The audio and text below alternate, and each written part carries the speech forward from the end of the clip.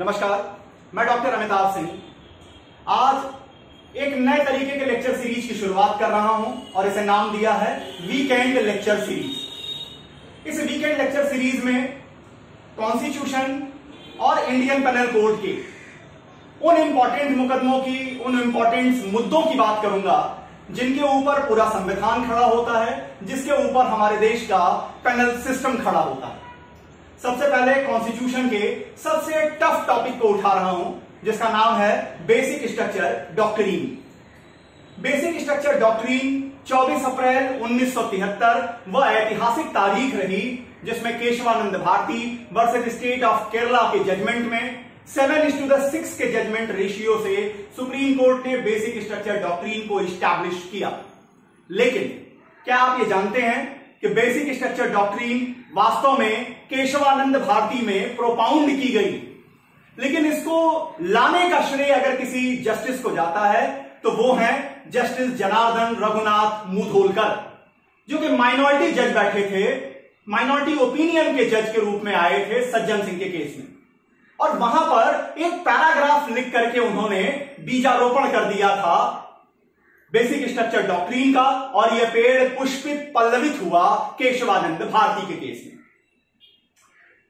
संविधान के विद्यार्थी के रूप में जितनी भी नॉलेज संविधान की मुझे मिली, ये काशी हिंदू विश्वविद्यालय के मेरे अपने लॉ स्कूल में प्रोफेसर बीएस मिश्रा सर और प्रोफेसर जीपी वर्मा सर, जो मेरे रोल मॉडल भी हैं इस अध्ययन संस्था में काम करते हुए, अध्यापन संस्था में काम करते हुए, अगर कोई मेरा रोल मॉडल है तो वो प्रोफेसर जीपी वर्मा सर ही हैं। इन दोनों लोगों ने संविधान को समझने में मुझे गजब की मदद की है।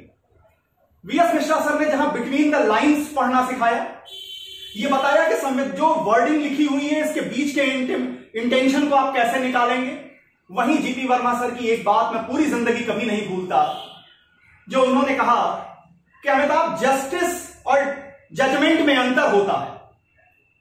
सुप्रीम कोर्ट से पहले जरा ये देखो कि वो जजमेंट दे रहे हैं या जस्टिस दे रहे हैं। तो मैंने एलएलएम की क्लास में उनसे पूछा कि सर, ये जजमेंट और जस्टिस में आप डिफरेंस कहना क्या चाहते हैं? तो उन्होंने कहा कि अगर मान लीजिए कोई विवाद आपके सामने आता है और आप निपटा देते हैं, क्या सही है क्या गलत है आप ये बता देते हैं, तो इसको मैं जजमेंट कहता हूं। लेकिन अगर इस जजमेंट के देने के पीछे आपने इस देश के कल्चर को, आपने इस देश के रिलीजियस सिस्टम को, आपने इस देश की पूरे कह लीजिए हार्मोनी को, हमारी अपनी हिस्टोरिकल इनरिचमेंट को, इन सब चीजों को ध्यान दिया है और ये देखा है कि आपकी जजमेंट हमारी सोसाइटी में क्या इंपैक्ट लेके आने वाली है, तो मैं उसे सिर्फ जजमेंट नहीं कहता, उसे जस्टिस कहता हूं।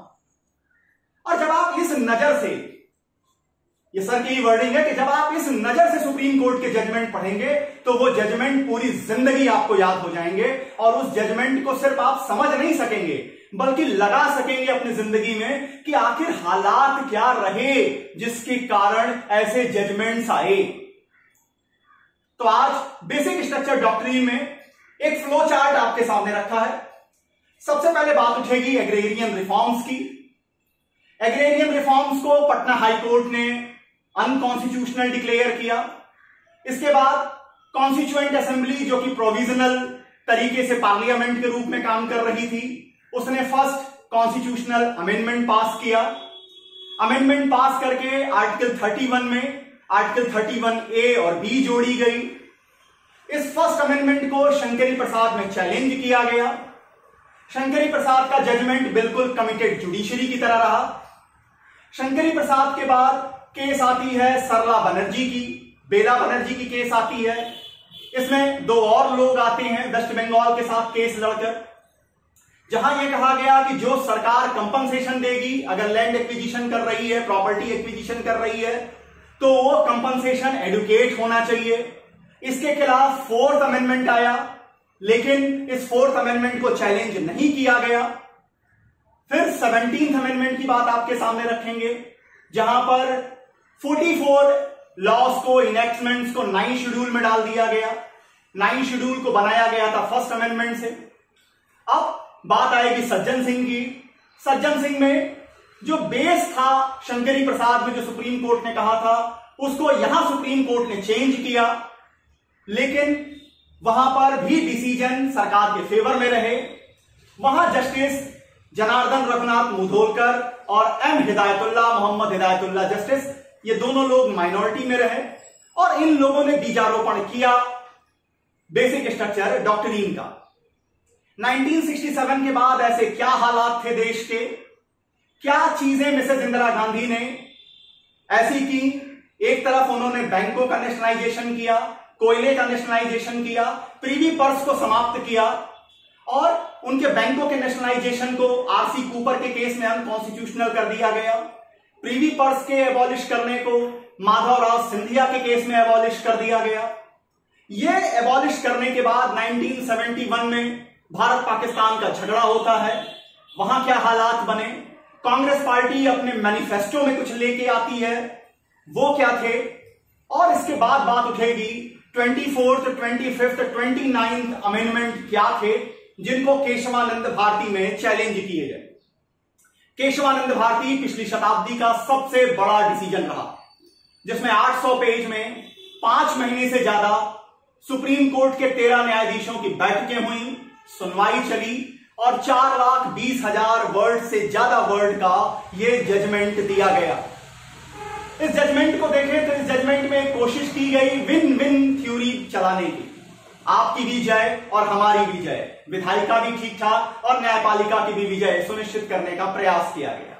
लेकिन 24 अप्रैल 1973 के बाद जस्ट अगले दिन 25 अप्रैल 1973 को मिसेज इंदिरा गांधी ने एक ऐसा अटेम्प्ट किया जिसे भारत के इतिहास का सबसे काला दिन कहना चाहिए, और वो था सुप्रीम कोर्ट के 3 सीनियर मोस्ट जजेस को हटाते हुए अजीत नाथ रॉय को चीफ जस्टिस बनाया गया।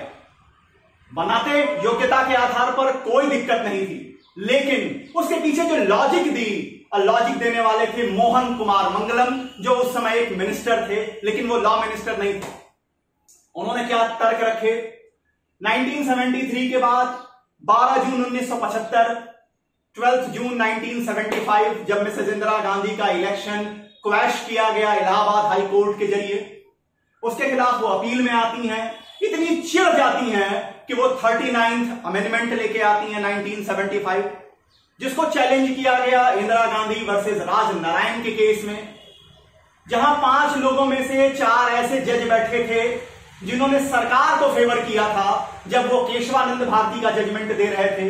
लेकिन थैंक गॉड उनकी आत्मा जागती रही और उन्होंने बेसिक स्ट्रक्चर डॉक्ट्रिन को रीअफर्म किया इंदिरा गांधी वर्सेस राज नारायण के केस में। 1975 में ही 2 और घटनाएं होती हैं। मिसेज इंदिरा गांधी ने अजीत नाथ रॉय को चीफ जस्टिस बनाया था। अजीत नाथ रॉय ने इस कृपा करने की, अपनी कीमत चुकाने का प्रयास किया। उन्होंने फिर से एक बार केशवानंद भारती रिव्यू चलाने की कोशिश की, लेकिन वहां पर नानी पालकी वाला सर कि उनके बिल्कुल विरोध कर देने के कारण और जजेस के आक्षेप के कारण मिस्टर अजीत नाथ रॉय की अंतरात्मा जाग जाती है और उन्होंने भारतीय सुप्रीम कोर्ट की इज्जत बचा ली। अगर ऐसा न करते तो उस दिन कौन जीतता कौन हारता ये अपनी जगह था, लेकिन शायद इस देश का संविधान हार गया होता। 1973 के बाद ही 75 की इस घटना के बाद 42nd अमेंडमेंट किया जाता है 1976 में, और यह अंतिम प्रयास किया गया, यह अंतिम अटेम्प्ट किया गया कि जुडिशरी को स्वतंत्रता को चेक किया जा सके, जुडिशरी को कमिटेड जुडिशरी के रूप में रखा जाए। लेकिन इसके बाद मिनर्वा मिल के केस में 5-0 से सुप्रीम कोर्ट ने रीस्टैब्लिश किया अपने सारे जो बेसिक स्ट्रक्चर डॉक्ट्रिन के टेनेट्स थे, कुछ और टेनेट्स को जोड़ दिया वहां पर। और इसके बाद देखेंगे कि आखिर ये सारे विवाद की जड़ में एक शेड्यूल काम कर रही थी जिसे 9 शेड्यूल कहते हैं। आखिर 9 शेड्यूल है क्या, और 9 शेड्यूल को क्या ये जुडिशियल रिव्यू से बाहर होगी? तो इसमें केस आती है 2007 में IR Coelho versus state of Tamil Nadu का। इसके बाद इसी लेक्चर में आपके सामने रखेंगे कि बेसिक स्ट्रक्चर डॉक्ट्रिन जो इंडियन सुप्रीम कोर्ट ने प्रोपाउंड की, क्या यह केवल भारत के ऊपर ही पूरी तरह से इफेक्टिव रही या इसका असर साउथ ईस्ट एशिया में भी देखने को मिला? तो इसका असर बांग्लादेश में भी देखने को मिला, इसका असर पाकिस्तान में भी देखने को मिला, इसका असर श्रीलंका की कॉन्स्टिट्यूशन में भी देखने को मिला और नेपाल की कॉन्स्टिट्यूशन ने आर्टिकल नंबर 116 जब बनाया तब उन्होंने बेसिक स्ट्रक्चर डॉक्ट्रिन की जो Tenet supreme court of India ने बताए थे उसको अपने यहां प्रियम्बल में शामिल कर लिया। इतनी बातें आपके सामने बेसिक स्ट्रक्चर डॉक्ट्रिन को लेकर रखेंगे। यह लेक्चर थोड़ा बड़ा होगा, लेकिन इसके बड़े होने के पीछे एक फायदा भी है कि हर एक आर्टिकल, हर एक चीज को आपके सामने एक्सप्लेन करता जाऊंगा। स्टोरी की तरह आपको यह समझाने का प्रयास करूंगा कि आखिर हमारे देश की जो कॉन्स्टिट्यूशनल हिस्ट्री चली है उसके डेवलपमेंट में कौन कौन से माइलस्टोन आए। शुरू करते हैं बेसिक स्ट्रक्चर डॉक्ट्रिन। हमारे संविधान निर्माता जब संविधान बना रहे थे तब उन्हें इस बात की बिल्कुल कल्पना नहीं रही होगी कि जिस अमेंडमेंट पावर को, जिस प्रोसेस ऑफ अमेंडमेंट को वो आर्टिकल 368 में फ्रेम कर रहे हैं, आगे चलकर ये गवर्नमेंट के दो जो अंग हैं, गवर्नेंस की जो दो अंग हैं, विधायिका और जुडिशरी, लेजिस्लेचर और जुडिशरी के बीच में कुरुक्षेत्र का मैदान बन जाएगा। सबसे ज्यादा अगर कहीं मुकदमे आएंगे तो इसी पर आएंगे। और यहां पर बार बार विधायिका एक कोशिश कर रही थी जुडिशरी को कमिटेड जुडिशरी के रूप में इस्टैब्लिश करने की, बट 24 अप्रैल 1973 को केशवानंद भारती के जजमेंट में, 800 पेज के जजमेंट में 4,20,000 वर्ड्स का इस्तेमाल करते हुए सुप्रीम कोर्ट ने अपनी स्वतंत्रता को इस्टैब्लिश किया, इसको रीअफर्म किया राजनारायण जी के केस में, मिनर्वा मिल के केस में, और वहां से सुप्रीम कोर्ट ने कभी पीछे मुड़ के नहीं देखा।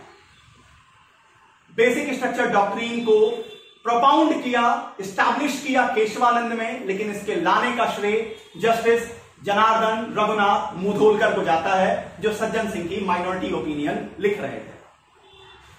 1951 में कॉन्स्टिट्यूशन लागू होने के बाद बहुत तेजी से एग्रीगेरियन रिफॉर्म्स किए गए, जमींदारी एबॉलिश की गई। वो एक अच्छा स्टेप था, क्योंकि जिन बहुत बड़ी हमारी जनसंख्या ऐसी थी जिनके पास जमीनें नहीं थी, और जमीनें जिन लोगों के हाथ में थी वो डायरेक्टली खेती का काम भी नहीं करते। वहां रिफॉर्म्स बहुत जरूरी थे और ये वेलकम रिफॉर्म थे, एग्रेरियन रिफॉर्म्स, लेकिन इनको चैलेंज किया गया क्योंकि जिनकी लैंड गई थी, राइट टू प्रॉपर्टी 1978 तक फंडामेंटल राइट के रूप में रही आर्टिकल 31 के कारण, तो वहां उन्होंने चैलेंज किए। एमपी के हाई कोर्ट में चैलेंज किया गया, उसके बाद उत्तर प्रदेश हाई कोर्ट में चैलेंज, इलाहाबाद हाई कोर्ट में चैलेंज किया गया, पटना हाई कोर्ट में चैलेंज किया गया। Kameshwar Singh versus state of Bihar के केस में बिहार जमींदारी एबोलिशन को क्वैश कर दिया गया, अनकॉन्स्टिट्यूशनल डिक्लेयर किया गया। इस जजमेंट के इफेक्ट को खत्म करने के लिए, इस जजमेंट के इफेक्ट को समाप्त करने के लिए कॉन्स्टिट्यूएंट असेंबली, जो कि प्रोविजनल तरीके से काम कर रही थी पार्लियामेंट के रूप में, उन्होंने फर्स्ट कॉन्स्टिट्यूशनल अमेंडमेंट 1951 पास किया। देखते हैं आखिर क्या हुआ था फर्स्ट अमेंडमेंट 1951 में।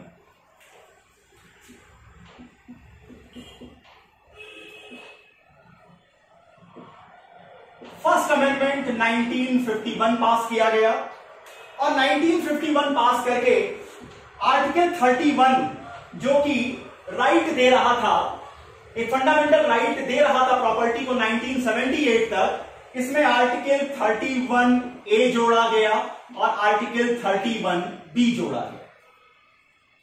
31A जोड़ करके यह कहा गया कि वो सारे लॉ जो कि स्टेट से रिलेटेड होंगे, जो संपदा से रिलेटेड होंगे, लैंड प्रॉपर्टी से रिलेटेड होंगे, इन लॉज को आप फंडामेंटल राइट के वायलेशन के ग्राउंड पर चैलेंज नहीं कर सकेंगे।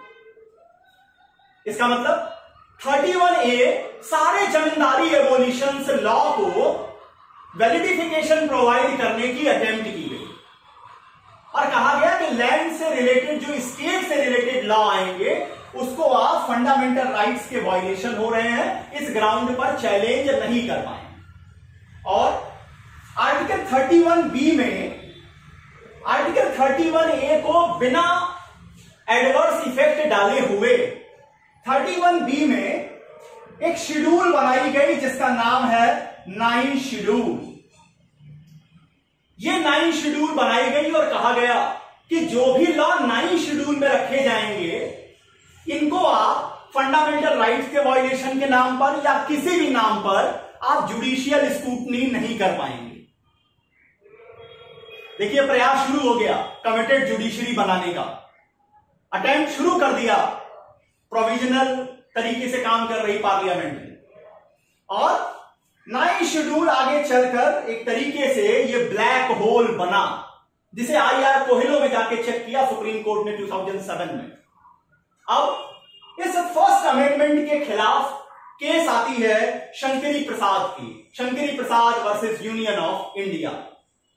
देखते हैं शंकरी प्रसाद को।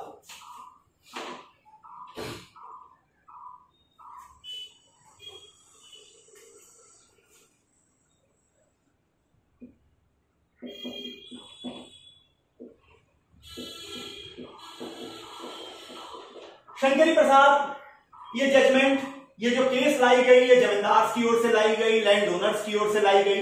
इन्होंने फर्स्ट अमेंडमेंट को चैलेंज किया, फर्स्ट अमेंडमेंट को चैलेंज किया।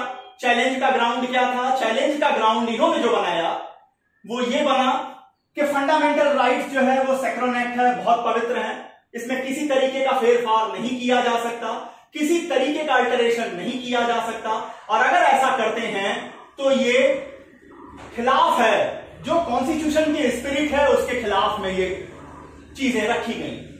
अब अगर सुप्रीम कोर्ट इस तर्क को मान लेती, यहां एक तर्क और दिया गया आर्टिकल 13 क्लॉज 2 का। आर्टिकल 13 क्लॉज 2 कहता है कि पार्लियामेंट ऐसा कोई लॉ नहीं बनाएगा जो फंडामेंटल राइट्स को एब्राइज करते हो, एब्रोगेट करते हो, उसकी लिमिट्स को कम करते हैं। तो यहां पर शंकरी प्रसाद में प्ली रखी गई कि जो अमेंडमेंट्स हैं वो भी 13 क्लॉज 2 के लॉ वर्ड के अंतर्गत आएंगे, और अगर सुप्रीम कोर्ट इस तर्क को मान लेती तो 1951 में ही फंडामेंटल राइट्स को बिल्कुल पवित्र श्रेणी में रख दिया जाता, और यह बात उठ जाती कि फंडामेंटल राइट्स को कम करने का कोई भी प्रयास बर्दाश्त नहीं किया जाएगा। लेकिन जजमेंट आती है 5:0 से। सर्वसम्मति से जजमेंट दी गई कि ऐसा नहीं है, कॉन्स्टिट्यूशन के किसी भी पार्ट में अमेंडमेंट पार्लियामेंट कर सकती है। और यहां सुप्रीम कोर्ट ने एक तर्क इस्तेमाल किया, उन्होंने कहा there is a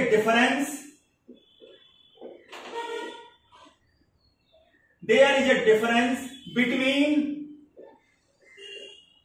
simple legislative power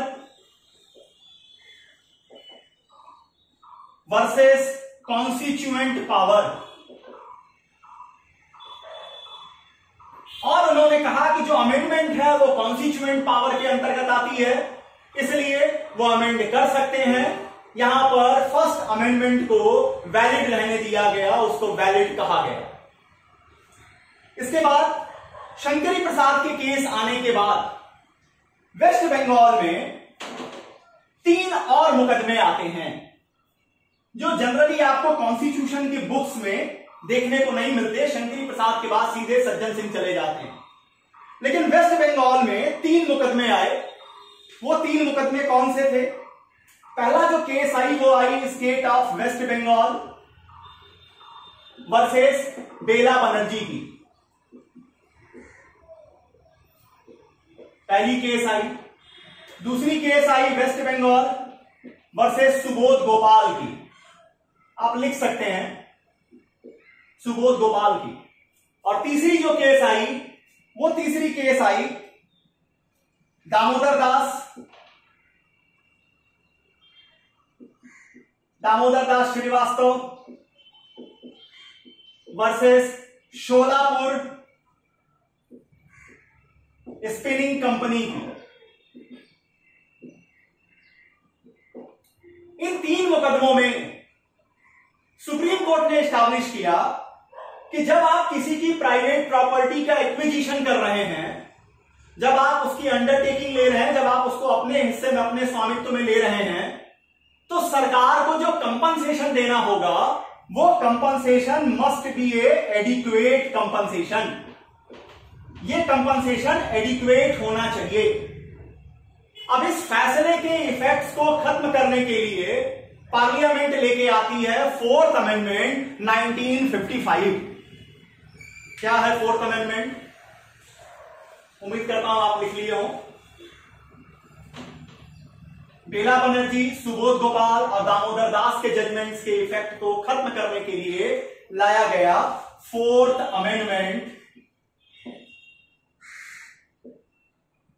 1955। यहां क्या जोड़ा गया?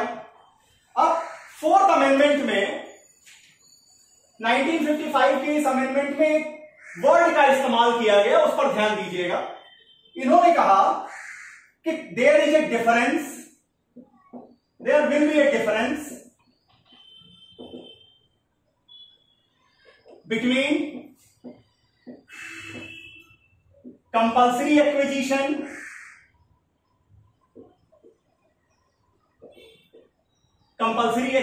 of property and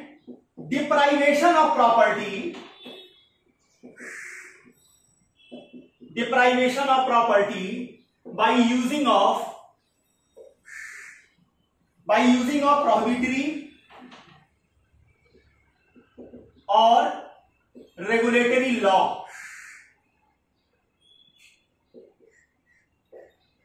अब पार्लियामेंट ने कहा कि जब हम कंपल्सरी एक्विजिशन कर रहे हैं या प्रोहिबिटरी रेगुलेटरी लॉ को इस्तेमाल करके किसी प्रॉपर्टी को ले रहे हैं, तब वहां पर जो अमाउंट हम देंगे कंपनसेशन के रूप में वो नॉन जस्टिफिएबल होगा। क्या वर्ड इन्होंने यूज किया? इन्होंने वर्ड यूज किया नॉन जस्टिफिएबल होगा। मतलब आप उस अमाउंट को चैलेंज नहीं कर सकेंगे कोर्ट ऑफ लॉ में कि वो एडुकेट है या एडुकेट नहीं है। और एक और चीज की गई, 31st अमेंडमेंट, आर्टिकल 31A, जिसे फर्स्ट अमेंडमेंट में बनाया गया था, जिसके अंतर्गत लैंड लॉज को रखा गया था। अब 31A आर्टिकल के ब्लैंकेट को सारे के सारे सोशियो जितने भी आपके सोशल लेजिस्लेशन हैं उनके ऊपर दे दिया गया कि जितने भी सोशल लेजिस्लेशन पास होंगे अब वो 31 के ब्लैंकेट में आ गए। मतलब पहली बात उठी कि लैंड से रिलेटेड लॉ आएगा, वो प्रोटेक्ट किए जाएंगे। अब उसको चेंज करके ले आए कि जितने भी सोशल लेजिस्लेशन हम पास करेंगे वो सब कुछ 31A में सेफ रहेंगे। इतना ही नहीं, यहां पर 4 और लॉज को 9th शेड्यूल में डाल दिया गया। 9th शेड्यूल में और लॉज को यहां पर रखा गया। लेकिन आपको जान के आश्चर्य होगा कि इस फोर्थ अमेंडमेंट को चैलेंज नहीं किया गया। इस फोर्थ अमेंडमेंट को चैलेंज किया गया 12 साल बाद गोलकनाथ के केस में। इस बीच में पार्लियामेंट एक और अमेंडमेंट लेके आती है, 17th अमेंडमेंट। 17th अमेंडमेंट लेके आती है 1964 में।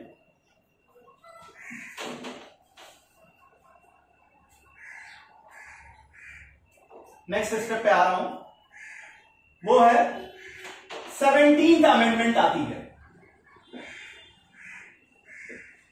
1964। इस अमेंडमेंट में 44 लेजिस्लेशंस, ध्यान दीजिएगा, धीरे धीरे 9 शेड्यूल बढ़ रहा है। 44th लेजिस्लेशंस को 9 शेड्यूल में रख दिया गया। 9 शेड्यूल में जगह दे दी गई 44 लेजिस्लेशंस को। और इस 17th अमेंडमेंट को चैलेंज किया गया सज्जन सिंह के केस में। इस 17th अमेंडमेंट 1964 को चैलेंज किया गया सज्जन सिंह के केस में।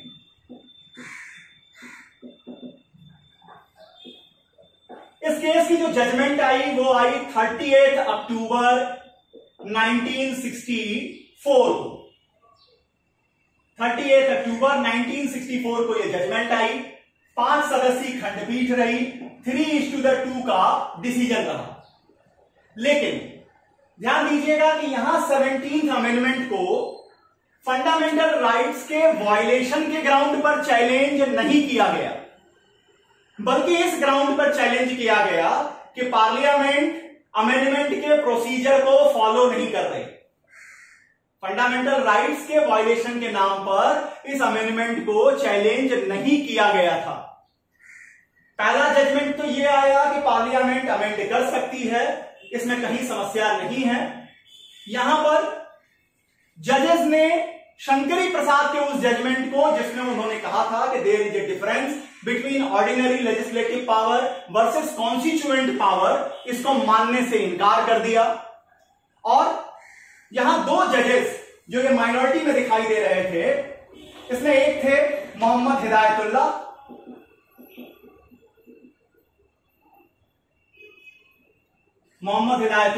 और दूसरे थे जगन्नाथ रघुनाथ मोधोलकर। ये जस्टिस मोधोलकर ही, इन्होंने बीज बोए बेसिक स्ट्रक्चर डॉक्ट्रिन के माइनॉरिटी जज के रूप में सज्जन सिंह में जब वो बैठे।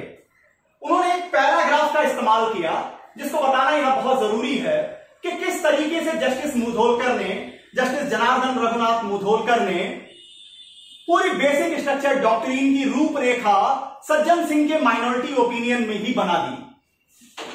क्या कहा उन्होंने? जस्टिस मोधोलकर कहते हैं कि we may also have to bear in mind the fact that our constitution is a written constitution. The constituent assembly which was the repository of the sovereignty could well have created a sovereign parliament on the British model. हमने British model के ऊपर constitution बनाया, but instead we enacted a written constitution, created 3 organs of state, made the union executive responsible to parliament, state executives to the state legislature, recognizing state legislature, enacted a federal structure, distributed legislative power between parliament and state legislature, recognized certain rights as fundamental rights and provided for their enforcement, prescribed forms of oath of office or affirmations on which require those who subscribe to them to owe true allegiance to the constitution, and further require the members of union judiciary and of the higher judiciary of the state to uphold the constitution. अगर आप इस judgement के इस paragraph को देखिए तो यहां पर जस्टिस मुधोलकर साफ साफ कुछ चीजों की ओर इशारा कर रहे हैं। क्या? कि हमारा कॉन्स्टिट्यूशन रिटन कॉन्स्टिट्यूशन है, 3 ऑर्गन्स अलग अलग बनाए गए, तीनों ऑर्गन्स के बीच में कोऑर्डिनेशन के लिए इस और यहां पर फंडामेंटल राइट्स दिए गए जनता को। इन फंडामेंटल राइट्स को सिक्योर्ड करने की जिम्मेदारी जुडिशरी के ऊपर डाली गई, और जो भी लोग सत्ता चलाने के लिए बैठेंगे उनके ओथ से रिलेटेड, अफर्मेशन से रिलेटेड, उनकी ओथ और अफर्मेशन किस चीज को लेकर होगी? कॉन्स्टिट्यूशन की सुप्रीमेसी को लेकर होगी। ये सारी बातें जस्टिस मुधोलकर रख रहे थे सज्जन सिंह के जजमेंट में। अब सज्जन सिंह के जजमेंट आने के बाद, सज्जन सिंह का जो जजमेंट आया, सज्जन सिंह के जजमेंट के बाद 1964-65 में जजमेंट आ जाती है। इसके बाद जो मुद्दा उठा, यहां पर तो फंडामेंटल राइट्स के नाम पर चैलेंज नहीं किए गए, लेकिन अब जो केस आई वो आई गोलकनाथ की। और गोलकनाथ की केस में 1967 27 फरवरी 1967 को गोलकनाथ का जजमेंट आया। गोलकनाथ के केस में जाकर फर्स्ट अमेंडमेंट को चैलेंज किया गया, 4th अमेंडमेंट को चैलेंज किया गया जिसमें कंपनसेशन एडुकेट की बात हटाई थी, और 17th अमेंडमेंट, ये तीनों अमेंडमेंट चैलेंज किए गए फंडामेंटल राइट्स के वायलेशन के नाम पर Golaknath versus state of Punjab के केस में।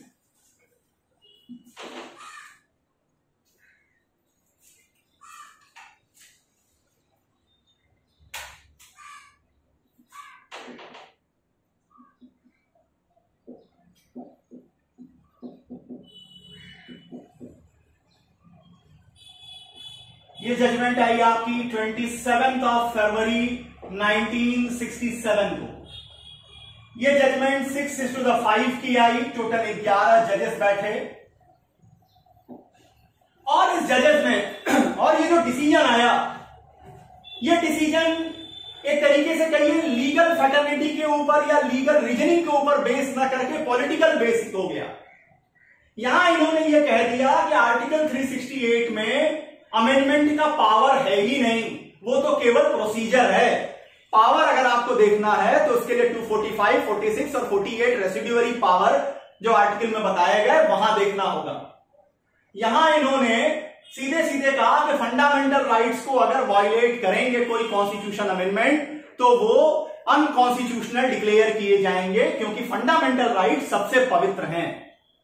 लेकिन जस्टिस सुब्बा राव ने वो ये समझते थे कि अगर ये जजमेंट हमने दिया और अगर इसको रेट्रोस्पेक्टिवली हमने लागू कर दिया तो क्या होगा, बहुत बड़ा कायोटिक सर्कमस्टांसेस देश में बन जाएगी। इसलिए उन्होंने एक थ्योरी प्रपाउंड की इस केस में गोलकनाथ के, और वो थ्योरी है theory of prospective over ruling. Theory of prospective over ruling. अगर इस थ्योरी को देखें तो यहां यह कहा गया कि आप मुकदमा हमारे सामने लेके आए, आपको बहुत बहुत धन्यवाद, थैंक यू। और लेकिन हम आपको इस मुकदमे में कोई बेनिफिट नहीं देने जा रहे, हम फैसला दे रहे हैं। आने वाले समय में इस फैसले का फायदा लोगों को मिलेगा। लेकिन हाउस ऑफ लॉर्ड्स को अगर आप पढ़ें तो हाउस ऑफ लॉर्ड्स अपनी एक सीरीज है जजमेंट की जिसमें वो लिख रहे हैं कि जो theory of prospective over ruling है एक तरीके से ये न्यायपालिका के द्वारा किया जाने वाला धोखा है। क्यों ऐसा वो इसलिए लिखते हैं कि जुडिशरी का जो ऑर्गन बनाया गया उसको क्यों बनाया गया कि लोगों के बीच में जब डिस्प्यूट उठेंगे, चाहे सरकार के साथ हो या व्यक्तियों के बीच में हो, आपको उस डिस्प्यूट पे जजमेंट देना होगा, रेमेडी देनी। और आप यहां क्या कह रहे हैं, आप कहते हैं इस थ्योरी के जरिए कि भाई साहब आपने आम का पेड़ लगाया है, बहुत अच्छा काम किया है, लेकिन ये आम के पेड़ के फल आपको नहीं मिलेंगे, आने वाली जनरेशंस को मिलेंगे। तो जो जुडिशरी का बेसिक प्रिंसिपल है कि डिस्प्यूट सॉल्व होना चाहिए, उस आदमी को रेमेडी मिलनी चाहिए, उसको आप क्या कर दे रहे हैं, पोस्टपोन कर दे रहे हैं theory of prospective over ruling के नाम पर। अब जरा ध्यान से समझिएगा 1967 के समय को, 1967 का जो समय था, इस समय में बहुत कुछ छिपा हुआ है। 1967 से 71 के बीच में बहुत कुछ कंट्री में ऐसा होता है जिसके कारण आपको ये पूरा बेसिक स्ट्रक्चर डॉक्ट्रिन की केस घूमती हुई नजर आएगी। 1965 में लाल बहादुर शास्त्री जी का देहावसान हो जाता है, वो एक्सपायर कर जाते हैं ताशकंद समझौते के बाद। मिसेस इंदिरा गांधी को देश का प्राइम मिनिस्टर बनाया जाता है, लेकिन मिसेस इंदिरा गांधी 1965, 66 तक, 67 तक बल्कि कही आयरन लेडी वाली अपनी इमेज नहीं बना पाई थी। उस समय तक कांग्रेस पार्टी में कुछ स्टॉलवार्ट काम करते थे, और वो स्टॉलवार्ट थे एक तरफ कामराज और दूसरी तरफ मोरारजी देसाई। और मिसेस इंदिरा गांधी कहीं ना कहीं इन दोनों ब्लैंकेट्स के बीच में हो गई थी। उनकी पर्सनालिटी उस तरीके से नहीं निखर के आ रही थी जिस तरीके से वो बाद में जानी गई, बाद में जिस तरह से उन्होंने सोशल लेजिस्लेशंस लाए। लेकिन 1968 के स्टार्टिंग में उन्होंने इन दोनों ब्लैंकेट से अपना पीछा छुड़ाया, इन स्टॉलवार्ट्स को दाएं बाएं साइड किया, और 1968 से जब आप 70 को देखें तो वहां उन्होंने दो काम किए। सबसे पहले उन्होंने बैंक्स का नेशनलाइजेशन किया, लेकिन इस बैंक के नेशनलाइजेशन के काम को, बैंक नेशनलाइजेशन का काम भारत के इतिहास का सबसे ज्यादा वंदनीय काम था। बैंक्स जो कि कुछ लोगों के हाथ में होके रह गए थे, उसको जनता तक पहुंचाने का अगर पहला अटेम्प्ट किसी ने किया तो वो मिसेस इंदिरा गांधी थी। ये बात अलग है कि बैंक्स को जनता के लिए खोलने का काम वर्तमान प्राइम मिनिस्टर नरेंद्र दामोदर दास मोदी जी ने किया, लेकिन अगर शुरुआत किसी ने की तो वो मिसेस इंदिरा गांधी थी। लेकिन वहां पर एक मुकदमा आता है RC Cooper versus union of India. Case आती है, एक केस का नाम है RC Cooper versus union of India. इस केस में बैंक नेशनलाइजेशन को अनकॉन्स्टिट्यूशनल डिक्लेयर कर दिया गया। इसके बाद मिसेस इंदिरा गांधी एक और बोल्ड स्टेप लेती हैं और वो करती हैं एबॉलिशन ऑफ प्रीवी पर्स। जो राजे महाराजे यहां पर थे, हजारों राजे महाराजे थे, प्रश्न यह भी उठता है विद्यार्थी के रूप में कि अगर इतने राजे महाराजे थे ही हमारे देश में और इतना देश प्रेम इनके अंदर था ही, तो हम गुलाम क्यों? तो एबोलिशन ऑफ प्रीवी पर्स का बहुत जबरदस्त ऐतिहासिक और बोल्ड स्टेप लिया मिसेस इंदिरा गांधी ने, लेकिन उसको भी वॉइड डिक्लेयर किया गया Madhavrao Scindia versus union of India के केस में। इन दोनों मुकदमों को ध्यान दीजिएगा।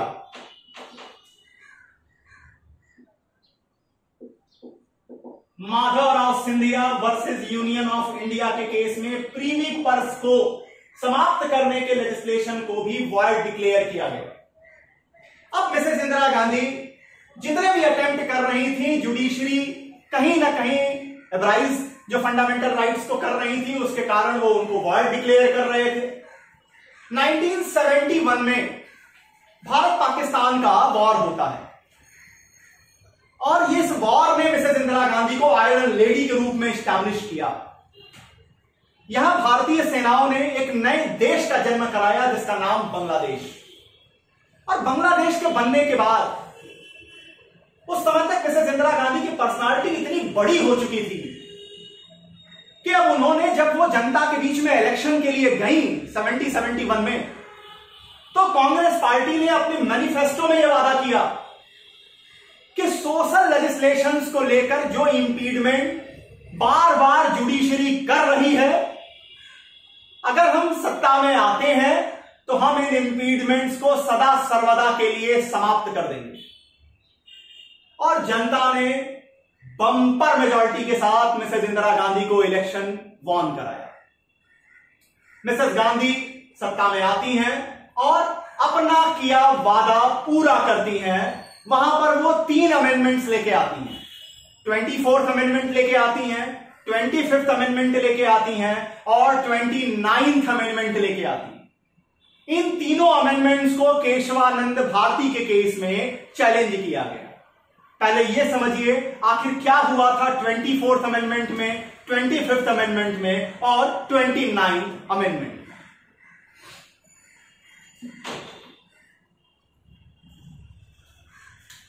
24th amendment 1971।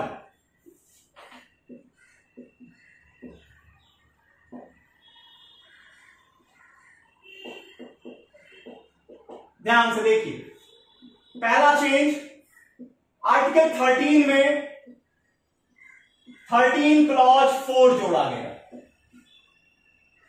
और क्या कहा गया? Amendments are not the law.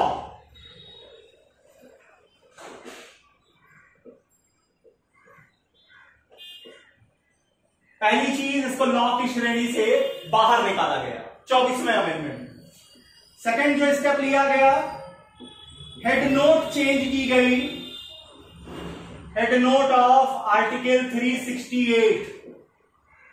पहले हेड नोट क्या था? Procedure to amend the constitution. इसको चेंज किया गया और क्या लिखा गया? अब क्या है? Power of parliament, power of parliament to amend the constitution, to amend the constitution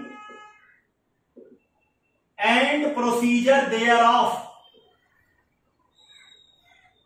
ये वर्डिंग जोड़ी गई। क्यों ये वर्डिंग जोड़ी गई? क्योंकि गोलकनाथ के केस में कहा गया था कि यहां 368 में आपके पास पावर नहीं है, तो उस जजमेंट को ओवररूल करने के लिए, उसके इफेक्ट को खत्म करने के लिए यह चीज जोड़ी गई।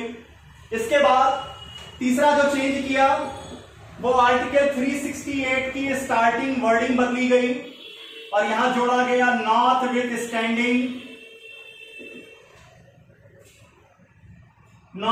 Standing anything in this constitution.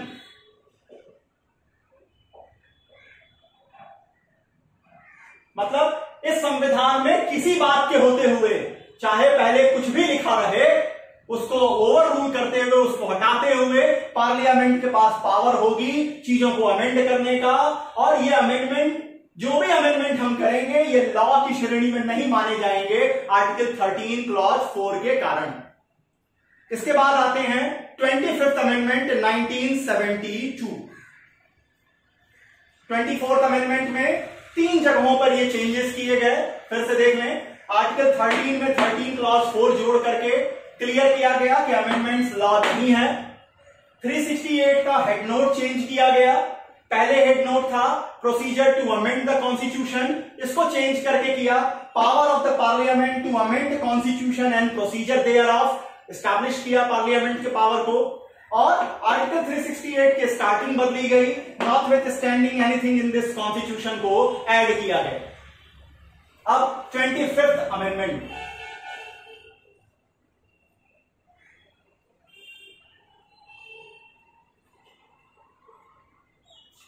Ji 25th amendment आता है 1972 में। इस अमेंडमेंट में आर्टिकल 31, फिर वही आर्टिकल 31, जहां पर एक्विजिशन अगर आप प्रॉपर्टी की करते हैं तो आपको कंपनसेशन देना था। यहां वर्ड जो कंपनसेशन था, कंपनसेशन वर्ड को हटाया गया वर्ड अमाउंट से, कि आपको अमाउंट दिया जाएगा, वो कंपनसेशन नहीं होगा। इसका क्या इफेक्ट आया? इसका इफेक्ट यह आएगा कि हमने कितना पैसा आपको दिया, आप उसके क्वांटम के ऊपर चैलेंज नहीं कर सकते कि ये एडुकेट है या नहीं है। इसको 19(1)(f) के ग्राउंड पर भी आप चुनौती नहीं दे सकते थे।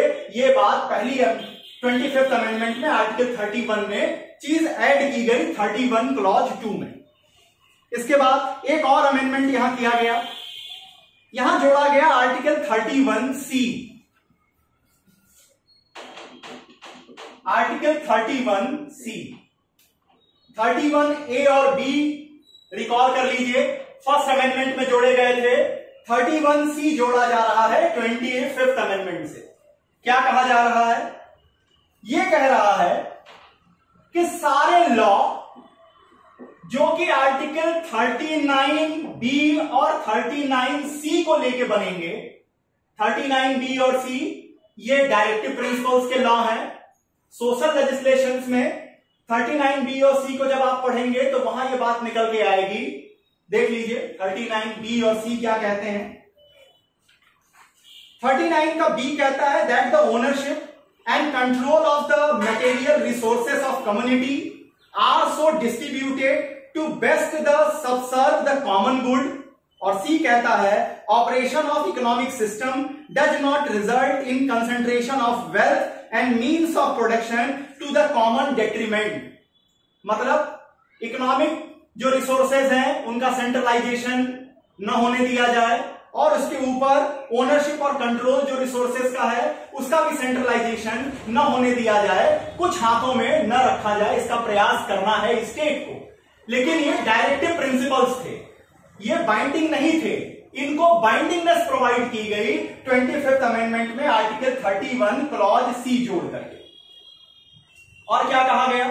और ये कहा गया कि इनको अगर हम कोई लॉ बनाते हैं आर्टिकल 39B और C को इफेक्टिव करने के लिए, तो इसे आप आर्टिकल 14 के ग्राउंड पर, 19 के ग्राउंड पर, 31 के ग्राउंड पर चैलेंज नहीं कर सकेंगे। इसमें एक और खतरनाक वर्डिंग जोड़ी गई। इसमें जो और वर्डिंग जोड़ी गई वो ये कहा गया कि if we make the law to implement the directive principle enumerated in article number 39B and C, then even you can't challenge such enactment on the ground that we fail to implement such articles। मतलब अगर हमने कोई law बनाया तो आप उसको इस ground पर भी चैलेंज नहीं कर सकेंगे कि हम 39B और C को इंप्लीमेंट नहीं कर पाए। मतलब एक पूरा कवरेज, एक फुल ब्लैंकेट देने की कोशिश यहां की गई आर्टिकल 31C को जोड़कर। इसके बाद जो अमेंडमेंट आए वो आए 29th अमेंडमेंट। इन तीनों अमेंडमेंट्स को चैलेंज किया गया था केशवानंद भारती के केस में। 29th अमेंडमेंट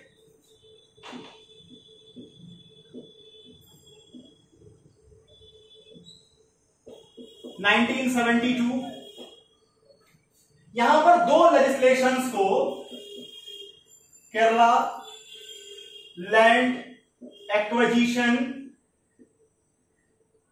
अमेंडमेंट एक्ट 1969 और इसका दूसरा था 1971। दोनों का लॉ एक ही है, दोनों का नाम एक ही है, Kerala land acquisition amendment act 1961। और 71 को, 69 और 71 को 9 शेड्यूल में डाल दिया गया। इसको भी जुडिशियल स्क्रूटनी से बाहर कर दिया। अब इन तीनों ही अमेंडमेंट्स को चैलेंज किया केशवानंद भारती के केस में। 5 महीने तक यहां सुनवाई चली और 24 अप्रैल 1973 को केशवानंद भारती का जजमेंट आया। क्या हुआ केशवानंद भारती में? केशवानंद भारती, आखिर बात उठेगी कि थे कौन और क्यों आए वो इसको चैलेंज करने के लिए। तो केशवानंद भारती केरला के एडनीर मठ के महंत थे। मठ की प्रॉपर्टीज सीज हो रही थी, वो प्रॉपर्टी से डिप्राइव हो रहा था। तो केशवानंद भारती जो कि महंत थे, उन्होंने चैलेंज किया। तीनों अमेंडमेंट चैलेंज किए गए। 24th अमेंडमेंट चैलेंज हुआ, 25th अमेंडमेंट चैलेंज हुआ और 29th अमेंडमेंट चैलेंज हुआ। 13 न्यायाधीशों की खंडपीठ बैठी। 5 महीने तक इन्होंने सुनवाई की। 800 पेज का जजमेंट लिखा। 4,20,000 वर्ड से ज्यादा शब्दों का इस्तेमाल किया। क्या कहा जजमेंट में, क्या आया, ये देखते हैं। केशवानंद भारती,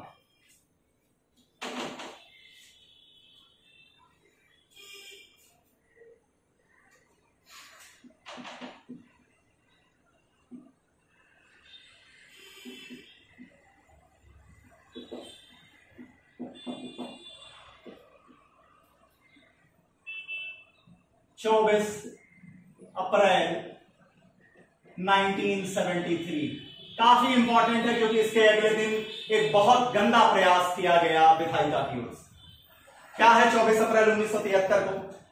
24 अप्रैल 1973 को जो केशवानंद भारती का डिसीजन आया, इस डिसीजन में 2 जजमेंट्स इसके आए। पहला जजमेंट जो आया वो 13-0 का आया कि पार्लियामेंट अमेंड कर सकती है फंडामेंटल राइट्स को कि नहीं कर सकती, तो कहते हैं कर सकती। इसमें यह कहा गया कि जो 24th अमेंडमेंट किया गया ये वैलिड है, इसमें प्रॉब्लम नहीं है। 25th अमेंडमेंट भी वैलिड है, बट वो पोर्शन जो कह रहा था कि आप 39B(C) को इंप्लीमेंट करने के लिए कोई लॉ बनाएंगे और उसको इस ग्राउंड पर भी चैलेंज नहीं किया जा सकता जुडिशरी के सामने कि वो 39B(C) को इंप्लीमेंट कर रहा है या नहीं कर रहा है, इसको वॉइड डिक्लेयर कर दिया गया। प्रयास किया गया विन विन कंडीशन लाने की।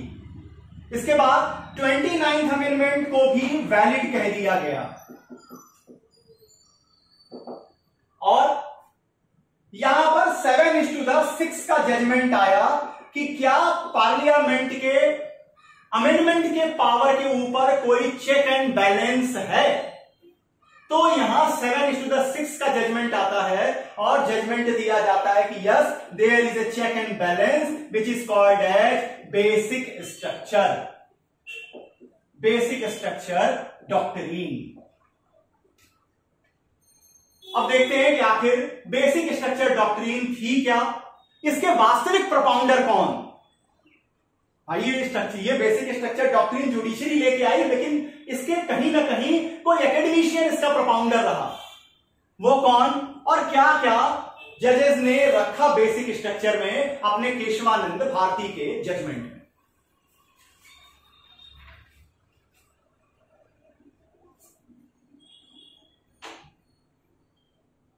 देखिए, बेसिक स्ट्रक्चर जब आप डॉक्ट्रिन को देखेंगे तो प्रोपाउंडर जो है जर्मन ज्यूरिस्ट हैं प्रोफेसर डाइटर कॉर्नॉड। प्रोफेसर डाइटर कॉर्नॉड जर्मनी के प्रोफेसर हैं। इन्होंने वीमर कॉन्स्टिट्यूशन जो कि जर्मनी का है उसकी वर्किंग को देखते हुए, उसके बनने के प्रोसेस को देखते हुए इन्होंने बेसिक स्ट्रक्चर डॉक्ट्रिन को प्रोपाउंड किया था, जिसको जनार्दन रघुनाथ मुधोलकर साहब ने, जस्टिस जनार्दन रघुनाथ मुधोलकर ने सज्जन सिंह के माइनॉरिटी ओपिनियन में सीट्स डाले थे बेसिक स्ट्रक्चर के, और उसको पुष्पित और पल्लवित किया था केशवानंद भारती के जजमेंट में। केशवानंद भारती के जजमेंट में अलग अलग जजेस ने अलग अलग तरीके से बेसिक स्ट्रक्चर्स के अपने एग्जांपल्स दिए कि क्या क्या चीजें बेसिक स्ट्रक्चर में आएंगी जिसको लेजिस्लेचर टच नहीं कर सकता, और अगर करेंगे तो वो अमेंडमेंट चैलेंज किए जाएंगे, जुडिशरी उन्हें वॉइड डिक्लेयर कर सकती है। प्रोपाउंडर है प्रोफेसर डाइटर कॉर्नॉड। अब सबसे पहले chief justice Sikri. Chief justice Sikri ने जो अपना मत रखा बेसिक स्ट्रक्चर को लेकर, इन्होंने पहली चीज रखी कि सुप्रीमेसी ऑफ कॉन्स्टिट्यूशन, ये एक बेसिक स्ट्रक्चर होगा कि कॉन्स्टिट्यूशन सुप्रीम है। फिर दूसरी बात इन्होंने रखी कि Republic, democratic form of government, ये रखा। तीसरा इन्होंने जो रखा वो रखा सेपरेशन ऑफ पावर।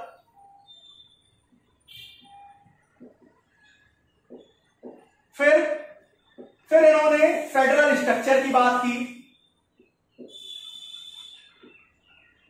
लेकिन एक बात ध्यान दीजिएगा, चीफ जस्टिस सीकरी ने अपने जजमेंट में कहीं ये नहीं लिखा कि ये जो एग्जाम्पल वो दे रहे हैं ये इलस्ट्रेटिव हैं।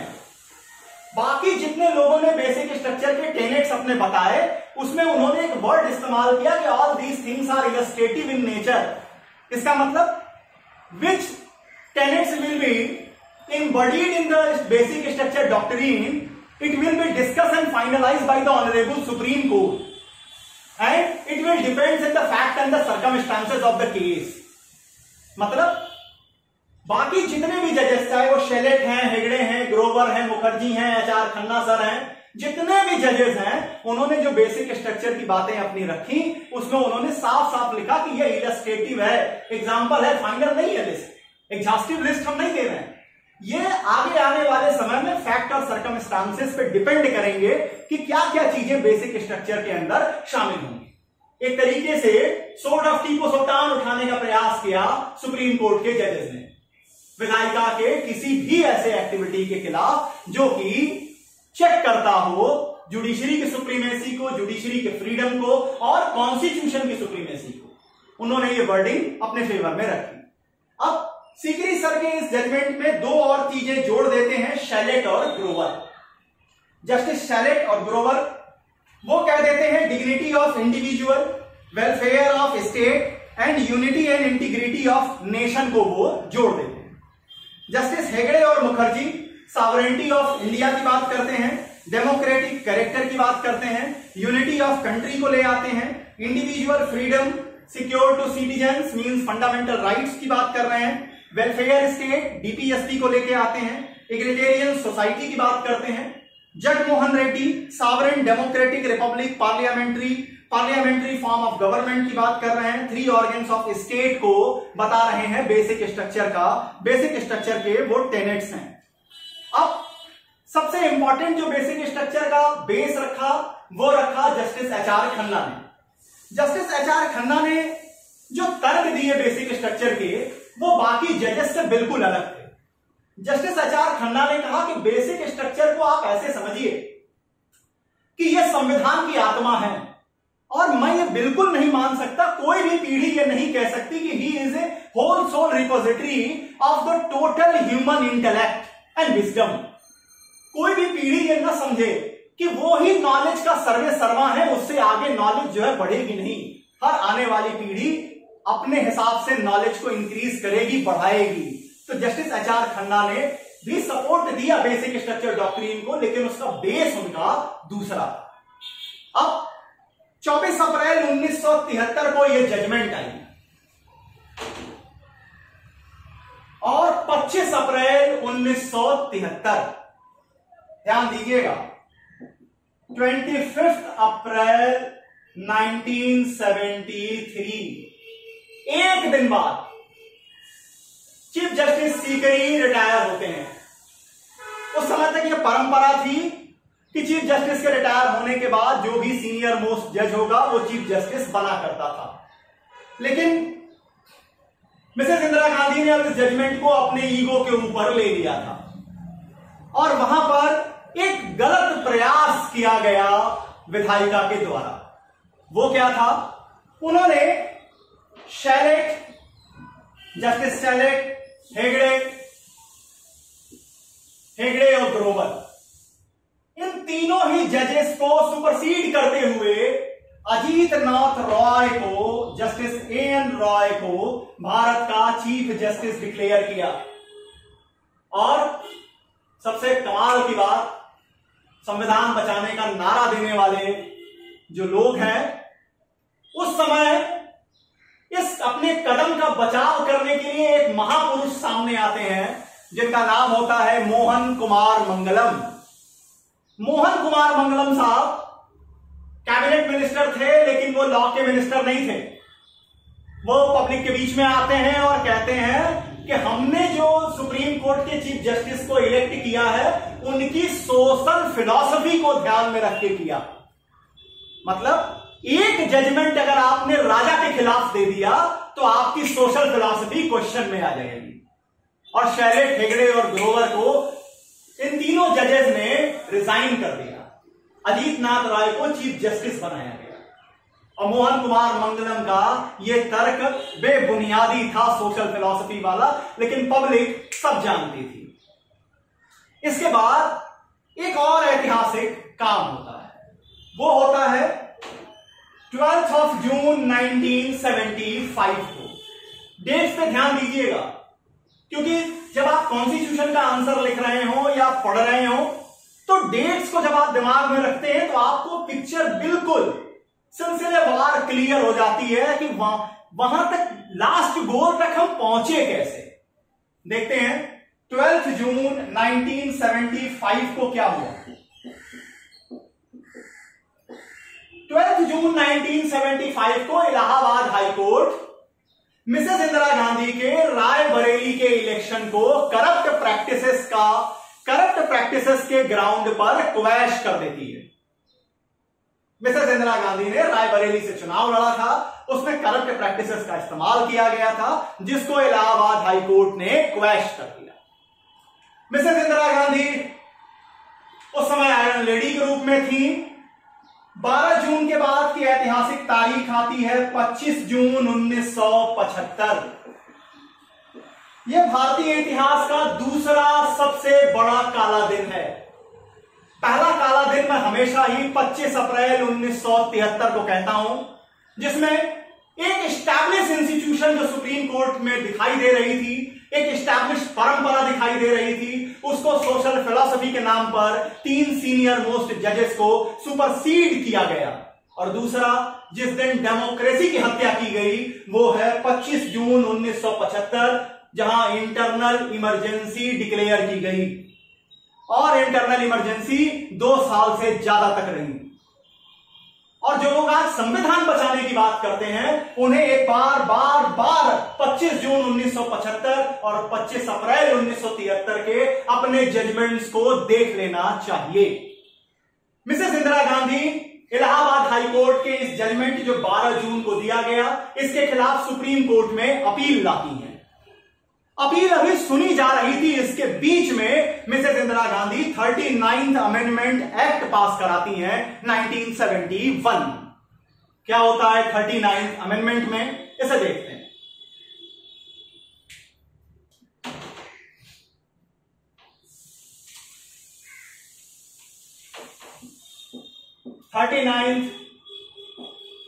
अमेंडमेंट 1971 पहला परिवर्तन आर्टिकल 71 में किया गया। क्या कहा गया इसमें परिवर्तन करके? इसमें परिवर्तन करके सबसे पहले यह कहा गया, देखिए बहाना कहीं और बनाया गया, बचा किसी और को रहे थे। इन्होंने कहा कि प्रेसिडेंट और वाइस प्रेसिडेंट के इलेक्शन को किस ग्राउंड पे चैलेंज किया जाएगा, इसे फ्रेम करने का राइट पार्लियामेंट के पास है। प्रेसिडेंट का भी इलेक्शन चैलेंज नहीं था, ना ही वाइस प्रेसिडेंट का था, बचाना किसी और को था, वो नीचे है। पहला जो रखा गया वो रखा गया प्रेसिडेंट और वाइस प्रेसिडेंट के इलेक्शन को चैलेंज जो किया जाएगा किस ग्राउंड पे हो सकता है, ये तय करने का अधिकार पार्लियामेंट को है। दूसरा, आर्टिकल 329A जोड़ा गया। अब आई असल मुद्दे की बात। यहां कहा गया कि election of prime minister and speaker, इनको बनाया गया बलि का बकरा। स्पीकर ऑफ हाउसेस, दोनों हाउस के जो स्पीकर हैं, इनके इलेक्शन को किसी भी तरीके से किसी भी ग्राउंड पर चैलेंज नहीं किया जा सकेगा। प्राइम मिनिस्टर का इलेक्शन वैलिड था, वैलिड है और वैलिड रहेगा। प्रेजेंट, पास्ट, फ्यूचर तीनों टेंस में मिसेज इंदिरा गांधी ने अपने आप को इस्टेब्लिश करने का एक गलत प्रयास किया और बहाना लिया स्पीकर का। और इसके बाद एक और जजमेंट आई थी सुप्रीम कोर्ट की, जिसको बदलने का अटेम्प्ट लिया गया। केस का नाम नोट कर लीजिए, अमरनाथ चावला वर्सेस कन्वरलाल गुप्ता। भारत के जितने भी इलेक्शन इतिहास के केसेस हैं, उसमें सबसे इंपॉर्टेंट अगर टी.एन. शेषन का मुकदमा रहा तो यह भी मुकदमा उतना ही ज्यादा इंपॉर्टेंट है। अमरनाथ चावला वर्सेस कन्वरलाल गुप्ता। क्या हुआ था इस केस में?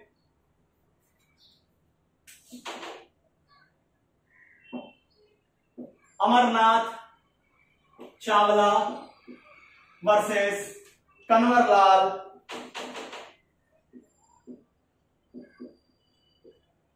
गुप्ता। यहां ऑनरेबल सुप्रीम कोर्ट ने डिसीजन दिया था कि पार्टी फंड से जितने एक्सपेंस किए जाएंगे, वो एक्सपेंस जो कैंडिडेट चुनाव लड़ रहा है उसके एक्सपेंस में काउंट किया जाएगा, ये इसका एक्सपेंस माना जाएगा। सही डिसीजन था, कहीं डिसीजन में गलती नहीं थी। परेशानी हो रही थी कुछ लोगों को। हो क्या रहा था, ये लोग करते क्या थे कि कैंडिडेट के एक्सपेंस कम दिखाते थे और पार्टी अपनी ओर से बम्पर तरीके से एक्सपेंस करती थी। तो इस डिसीजन के इफेक्ट को भी खत्म किया गया 39th अमेंडमेंट के जरिए।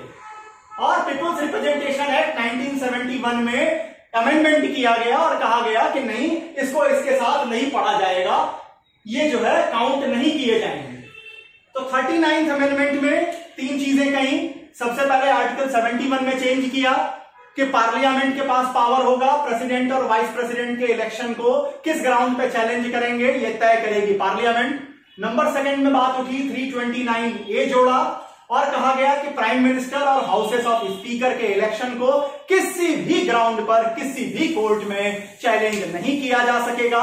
और तीसरा, अमरनाथ चावला वर्सेस कन्वरलाल गुप्ता की जो सुप्रीम कोर्ट की जजमेंट थी, इसको सुपरसीड करना था, इसको ओवर रूल करना था और इसमें अमेंडमेंट किया पीपुल्स रिप्रेजेंटेशन एक्ट 1971 में। मिसेस इंदिरा गांधी के इस अटेम्प्ट को चैलेंज किया राजनारायण जी ने। केस का नाम इंदिरा गांधी वर्सेस राजनारायण 1975।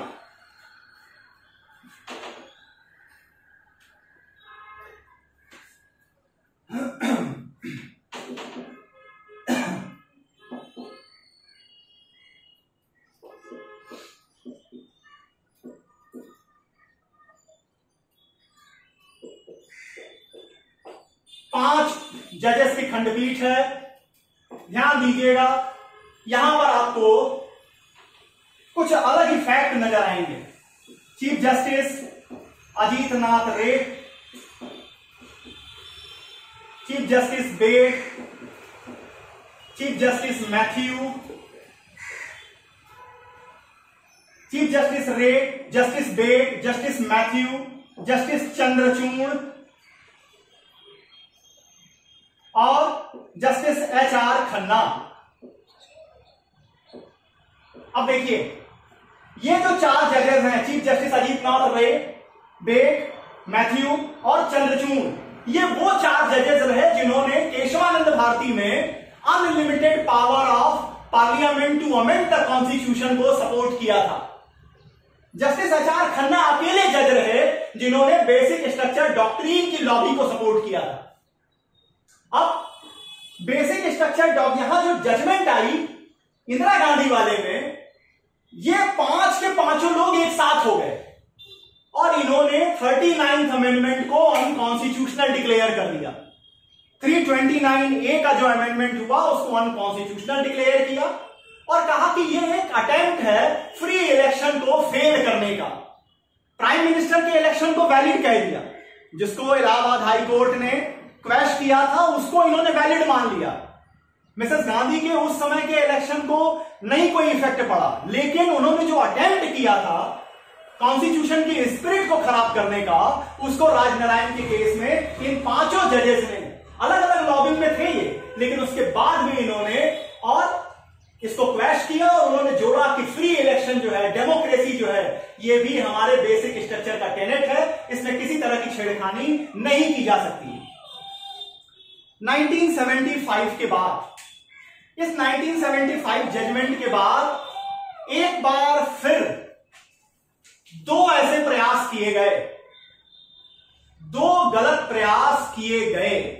पहला गलत प्रयास हुआ जिसे जनरली बहुत कम लोग जानते हैं, वो क्या कि अजीत नाथ रॉय सर ने, chief justice Ajit Nath Ray sir ने, रे थे, इन्होंने review of Kesavananda Bharati, review of Kesavananda Bharati attempt की। 13 न्यायाधीशों की खंडपीठ बैठाई गई सुप्रीम कोर्ट में, लेकिन लॉ की दुनिया के सबसे बड़े स्टॉलवर्ट नानी पालकीवाला सर के बंपर विरोध करने के कारण और जो जजेस इस 13 खंडपीठ में थे उनके अपोजिशन के कारण, थैंक गॉड, अजीत नाथ रॉय की अंतरात्मा जाग जाती है और वो 2 दिन के अंदर ही ये रिव्यू जी के लिए जो बेंच बनी उसको उन्होंने डिसॉल्व कर दिया और उस दिन सुप्रीम कोर्ट की इज्जत बची। क्यों? क्योंकि अगर ये रिव्यू होता, कौन जीतता कौन हारता इससे मतलब नहीं था, इस देश की डेमोक्रेसी हार जाती, इस देश की जनता हार जाती और सुप्रीम कोर्ट इस देश में जिस इमेज के साथ आज खड़ा है वो शायद कभी स्टैब्लिश नहीं होती अगर ये रिव्यू पर अजीत नाथ रॉय जी आगे मूव करते। बट थैंक गॉड कि उन्होंने अपने इस पूरे प्रोसेस को डिसॉल्व कर दिया। दूसरा, 1976 में मिसेस इंदिरा गांधी ने जब यह प्रयास भी फेल हो गया, 42nd अमेंडमेंट पास किया। 42nd amendment 1976। अब यहां इन्होंने क्या किया देखते हैं।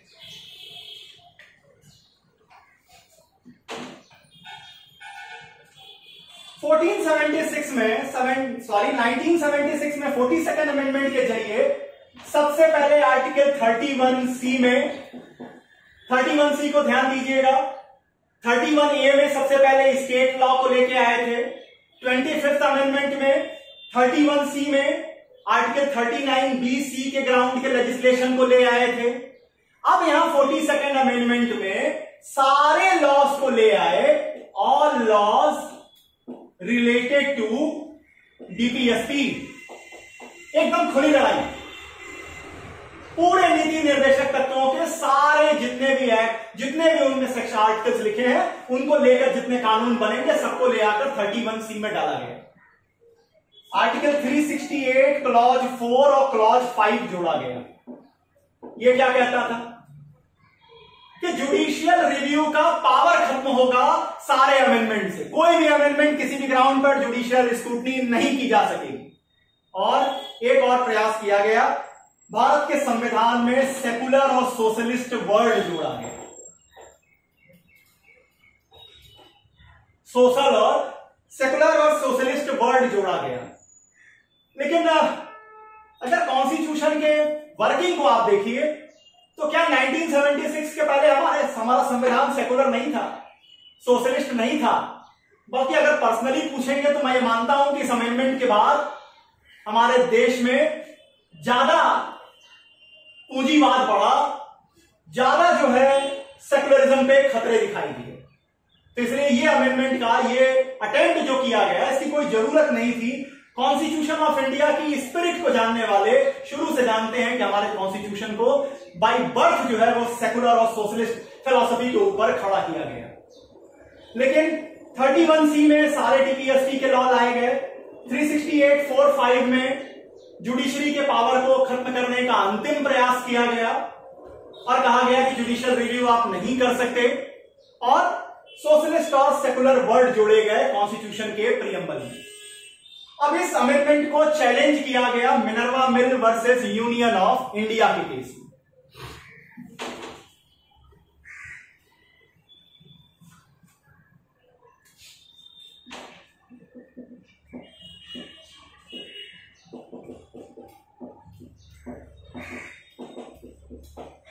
ज्यादा विस्तार में इसमें नहीं जा रहा हूं। मिनर्वा मिल के केस का जो मेन जो थीम था वो आप ये समझिए, 42nd अमेंडमेंट में 368(4)(5) को जो जोड़ा गया उसे अनकॉन्स्टिट्यूशनल कहा गया। आर्टिकल 31C में जिसमें डीपीएसपी को प्राइमेसी दी गई सारे ही फंडामेंटल राइट्स के ऊपर, उसको भी एबॉलिश किया, उसको भी अनकॉन्स्टिट्यूशनल कह दिया गया। क्यों? वहां सुप्रीम कोर्ट ने 5-0 का जजमेंट दिया, अपने बेसिक स्ट्रक्चर डॉक्ट्रिन को रीएस्टैब्लिश किया और कहा कि इंडियन कॉन्स्टिट्यूशन में फंडामेंटल राइट और डीपीएसपी दोनों इक्वल इंपॉर्टेंट हैं, और एक को दूसरे के ऊपर जब आप प्राइमेसी देते हैं, सुपीरियॉरिटी देते हैं, तो वो कॉन्स्टिट्यूशन के स्पिरिट के साथ धोखा है। इसलिए वहां 31C को भी उन्होंने अनकॉन्स्टिट्यूशनल डिक्लेयर कर दिया। मिनर्वा मिल के जजमेंट के बाद, इन सारे जजमेंट्स के आने के बाद बार बार अगर आप पूरी थ्योरी को देखिए, पूरी फिलोसॉफिकल हिस्ट्री को देखते चले जाइए अमेंडमेंट के, तो एक शेड्यूल बार बार आती है जिसका नाम है 9 शेड्यूल, जिसको फर्स्ट अमेंडमेंट के जरिए बनाया गया, और ये एक तरीके से ब्लैक होल बनती जा रही थी कि इसमें जो भी लॉ डाल दीजिए उसको जुडिशियल रिव्यू से बाहर हो जाएंगे, उसकी जुडिशियल स्क्रूटनी नहीं हो पाएगी। और इसमें एक समय ऐसा आया कि शुगर लेवी लॉ भी डाला गया, इक्वल रिमनरेशन लॉ भी डाला गया। मतलब जिस लॉ को कहीं जगह न मिले उसको लाके 9 शेड्यूल में डाल दिया जा रहा है। अब प्रश्न उठा आईआर कोयलो के मुकदमे में 9 शेड्यूल को लेकर। 2007 IR Coelho versus state of Tamil Nadu 2007 supreme court ने रीअफर्म किया बेसिक स्ट्रक्चर डॉक्ट्रिन को और कहा कि judicial review is the most important Tenet of basic structure doctrine. और आप 9 शेड्यूल में कोई भी लॉ बनाइए, कोई भी लॉ को रखिए, हम उसे जुडिशियल रिव्यू करेंगे कि क्या वो फंडामेंटल राइट्स का राइज करते हैं, क्या वो कॉन्स्टिट्यूशन के स्पिरिट के खिलाफ काम करते हैं, क्या वो डेमोक्रेसी के खिलाफ काम करते हैं। जो भी टेनेट्स बताए गए हैं बेसिक स्ट्रक्चर के, उसके फेवर में है या उसके अगेंस्ट में है, ये चेक करने का काम जुडिशरी कर सकती है। जुडिशियल रिव्यू के बाहर आप नहीं रख सकेंगे 9 शेड्यूल को। एक और मुकदमा यहां केवल छेड़ देता हूं, वो है किहोता होलाहान वर्सेस जाचीलू का मुकदमा। 1975-76 का ये केस है, जहां पर सुप्रीम कोर्ट ने एस्टैब्लिश किया था, केशवानंद के बाद का जजमेंट है ये, कि कॉन्स्टिट्यूशन हमारे देश में सुप्रीम है। ना ही लेजिस्लेचर सुप्रीम है, ना ही जुडिशरी सुप्रीम है, ना ही लोकसभा का स्पीकर सुप्रीम है। अगर कोई सुप्रीम है इस कंट्री में तो वो कॉन्स्टिट्यूशन सुप्रीम है। जब आएंगे पार्लियामेंट पर तब उस जजमेंट के फैक्ट्स एंड उसके लीगल इश्यूज को एनालाइज करेंगे। आईआर कोयलो के इस मुकदमे में जुडिशियल रिव्यू को वेल एस्टैब्लिश तरीके से 9 शेड्यूल, जिसको एक ब्लैक होल बनाया जा रहा था, उसको ब्लैक होल को भी सुप्रीम कोर्ट ने उस होल में वो उतरे और वहां के लॉस को भी उन्होंने कहा कि हम आपको भी, आपकी भी वैलिडिटी को चेक करेंगे। अब बात उठती है कि जो बेसिक स्ट्रक्चर की डॉक्ट्रिन केशवानंद भारती में दी गई, क्या उसका इफेक्ट केवल भारत की में ही रहा या साउथ ईस्ट एशिया में इसके असर दिखाई दिए? तो साउथ ईस्ट एशिया में इसके असर दिखाई दिए। जैसे पहले देखते हैं बांग्लादेश। बांग्लादेश के कॉन्स्टिट्यूशन में 8th अमेंडमेंट किया जाता है। एक अमेंडमेंट करके हाई कोर्ट के पावर को, सुप्रीम कोर्ट का जो विंग है हाई कोर्ट, इसके ज्यूरिडिक्शन को चेक करने की कोशिश की गई। इसको चैलेंज किया गया Anwar versus state of Bangladesh के केस में। Anwar Hossain Chowdhury versus state of Bangladesh. और इंडियन सुप्रीम कोर्ट ने जो जजमेंट दी केशवानंद भारती में, उसको बांग्लादेश की कोर्ट ने लागू किया और कहा कि हाई कोर्ट की ज्यूरिडिक्शन को कम करने का जो आपका अटेम्प्ट है यह अनकॉन्स्टिट्यूशनल होगा। क्यों? क्योंकि हर कॉन्स्टिट्यूशन का यह एक बेसिक टेनेट है कि वहां पर जुडिशरी हमेशा स्वतंत्र होगी, इंडिपेंडेंट जुडिशरी होगी, उसके रिव्यू के पावर भी उसके अंदर शामिल होंगे। तो बांग्लादेश में भी ये बेसिक स्ट्रक्चर डॉक्ट्रिन जो इंडियन सुप्रीम कोर्ट ने दी, इसको इंप्लीमेंट किया गया Anwar Hossain Chowdhury versus state of Bangladesh के केस में। अब बात उठी श्रीलंका में।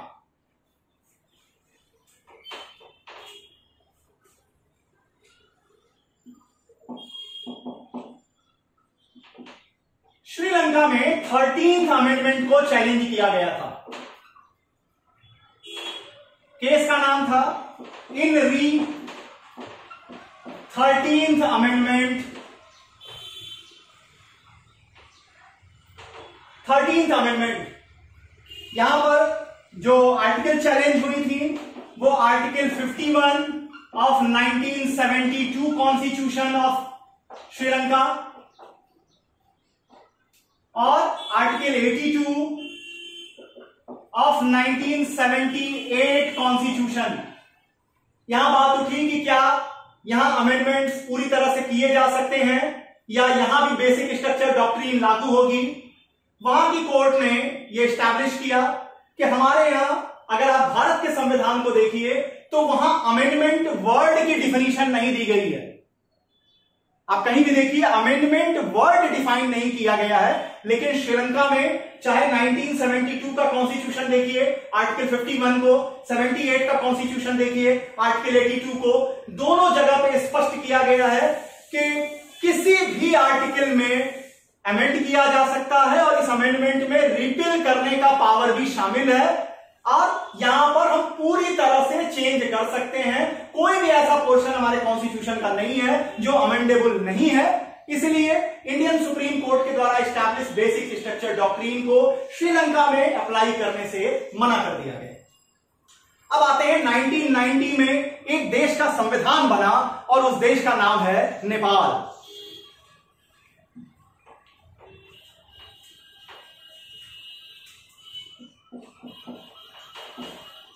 नेपाल कॉन्स्टिट्यूशन